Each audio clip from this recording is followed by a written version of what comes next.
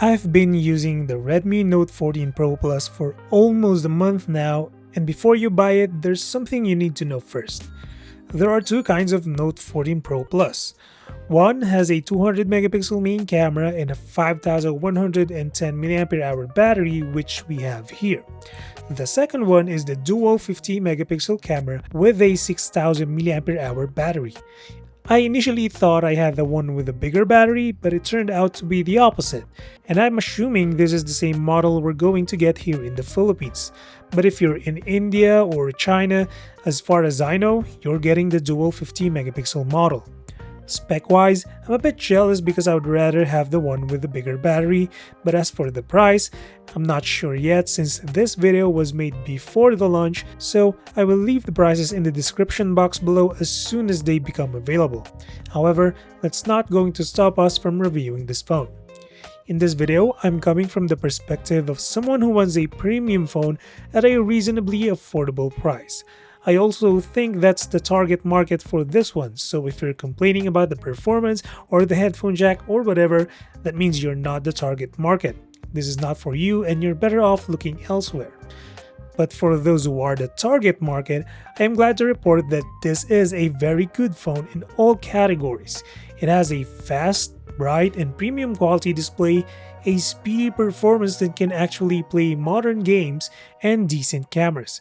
It's not perfect by any means, but it's a really good phone.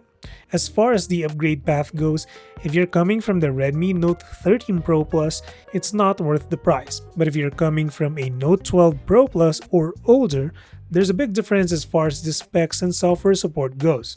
You get up to 3 years worth of major OS upgrades, meaning up to Android 17 since you get HyperOS 1.0 based on Android 14. I wish it came with Android 15 instead, but it is what it is. Since we're on the topic, let's talk about performance and software. This model is the top spec with 12GB RAM and 512GB UFS 3.1 storage. You can virtually expand the RAM up to 12GB for a total of 24GB, but I immediately disabled memory extension as phones tend to slow down a little bit with it turned on. You cannot expand the built-in storage, which has always been the case with premium phones, but performance-wise, the new Snapdragon 7S Gen 3 chipset is a nice boost for the GPU or gaming department. The games I play are not that intensive except for AFK Journey, which supports up to 120 frames gaming, but to sum up the gaming capabilities of this phone, I can comfortably play modern games in medium to high settings between 60 to 90 frames. As a daily phone for entertainment, socials, and work, the Redmi Note 14 Pro Plus breezes through everything.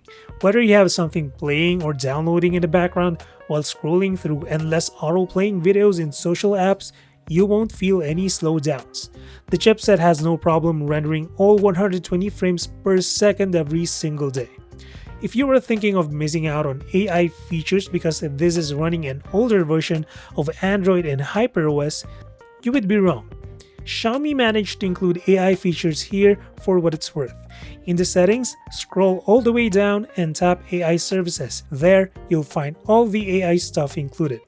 90% are built into the first-party apps of Xiaomi like Notes, Gallery, and Recorder. You also have AI subtitles in video calls and an AI interpreter that also works in personal interactions. However, to get them to work, you need to have sidebar activated under additional settings. From there, everything is accessible with a tap. What I think is going to be most useful though is Google's Circle to Search. To use this feature, tap and hold the navigation bar at the bottom of the screen. A window will pop up and give you several options, but what you want to do is circle a text or an object on the screen to search. This is really helpful when you need to search for an item you want to buy. I tried it on some faces to see if Google would also use facial recognition. Fortunately, it doesn't, so searching for faces only works for celebrities or public figures. That's about it for the new AI features. If you're a Google Assistant fan, you need to go to Google settings to revert back to it since Gemini is the default AI assistant out of the box. The general software performance is excellent. HyperOS 1.0 runs perfectly fine, but as usual with all Xiaomi devices, There is bloatware out of the box, and first-party apps are plagued with ads unless you turn them off manually for each app. It's a bit of a hassle, but once you do all that, it should make for a better phone experience. The battery life is something this phone could do better. While the 5110 mAh cell seems like a nice extra on paper, in the real world, it only translates to a whole day of use, or in my case, about 4 to 5 hours of screen time. That's mostly less than an hour of gaming, an hour of video streaming, and hours of scrolling through social apps. However, you can charge this phone using the included 120-watt charger. In around 45 minutes, you can go from 0 to 100%, whereas the 90-watt charger of the 6000 mAh model requires almost an hour to do so. The Redmi Note 14 Pro Plus supports eSIM, but activating it in the settings means the second SIM slot will become inactive. You still get dual speakers with Dolby Atmos, and they still sound great for a phone this size. And as you may have noticed, this is yet another curved phone but with a leatherette back. I know some of you won't like it, but others will, no doubt, like it. By default, the palm rejection works great, but if you need to adjust it and make it more aggressive, you can do so in the settings. This leather back is exclusive to the lavender purple color, which is surprisingly lighter than the all-glass, frost blue, and midnight black models. It also feels like there's already a case on this, as opposed to the glass back that feels fragile. The display is top-notch as far as specifications go, but it also looks top-notch whether it's regular or HDR videos. Check this out.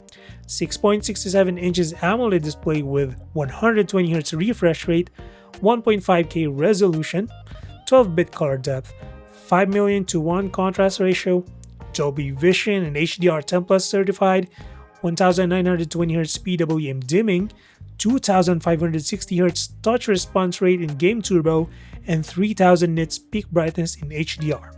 You really can't go wrong with this kind of display. I'm just not sure about the camera hump trend in 2025. It takes up too much space on the back and makes the phone more prone to breaking with that large protruding glass. I don't mind if it makes the photo or video quality exceptionally great, but as far as the improvements I've seen this year from last year, it's incremental. For the global model, the back features a 200 megapixel main sensor, an 8 megapixel ultra-wide, and a 2 megapixel macro. The selfie camera has a 20 megapixel sensor. That said, it is almost identical to the setup of the Note 13 Pro Plus. As far as photos go, the difference isn't that huge since the hardware is almost unchanged. If anything, I think there's a bit more pop or contrast to photos, and the HDR effect in skin tones is less pronounced for a more natural look. However, you do get that over-sharpening effect that's mostly noticeable in Full HD. It's a bit better in most cases thanks to better software tweaking, I guess, but if there's one thing I noticed with Xiaomi's cameras, they do tend to look brownish. Some of you may like it, but I personally don't. It kinda makes the photos appear old, but that's my personal opinion. I think we're due for an update when it comes to ultra-wide cameras. No matter how much tweaking you do, 8 megapixel is simply not enough to cover ultra-wide shots. The 200 megapixel does provide lossless zoom in 2x mode, which in theory should be the same as having a 50 megapixel telephoto lens on the Chinese or Indian model of this phone. The video capability of the main camera remains the same, with the main sensor maxing out at 4K 30fps. However, I am impressed by the stabilization, which looks better on smaller screens because you're less likely to notice the small imperfections. I think this is the first time I've seen the main camera having better stability than an ultra-wide camera. Usually it's the other way around. The selfie camera gets a slightly better quality in terms of sharpness, colors, and stability, although video still goes up to 1080p 60 frames. I think it's just enough for sharing videos online. It might not be the best selfie camera in this category, but it surely is good enough. I think Xiaomi has nailed the affordable premium phone in the form of Redmi Note 14 Pro Plus. It's a good entry for those who are not willing to spend a ton of money just to get a good-looking, good-feeling phone. I do realize that the pricing of these phones is incrementally getting more expensive with every iteration. We did see an uptick from the 12 series to the 13 series. Again, I haven't seen the price of the 14 series yet, but if they manage to keep the price the same, then good for everyone.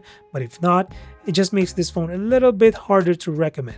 If this upward trend continues, I think we're going to reach that point of diminishing returns for this category. But that's it for this one. Drop a sub or like if you feel like supporting the channel. And as always, until the next one, stay safe.